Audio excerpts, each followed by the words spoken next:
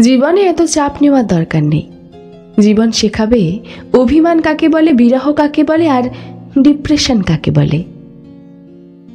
আর এসব ধাপে ধাপে তোমার জীবনে আসবে আর চলেও যাবে। এত নার্ভাস হলে চলবে না। এগুলো থেকে বেরিয়ে আসা যায়।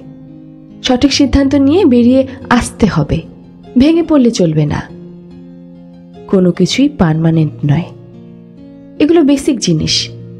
আমার, তোমার, সবার জীবনেই ঘটেছে বা ঘটবে। বয়সের সাথে সাথে এসব লাইন ধরে আসতে থাকবে। তোমার মনোবল নিয়ে যেমন এগুলো পার করতে পারবে, ততটাই ম্যাচুরিটি হয়ে উঠবে। আর অনেক কিছুই সমাজ থেকে শিখতে পারবে। ডিপ্রেশন, বিরহ, অভিমান যেমন জীবনটাকে ঘেঁটে দেবে, তেমন অনেক কিছুই শিখিয়ে দেবে। আজকে হয়তো বুঝতে পারবে না ঠিক, তবে কয়েক বছর পরে এর ফল তুমি সামনেই দেখতে পাবে।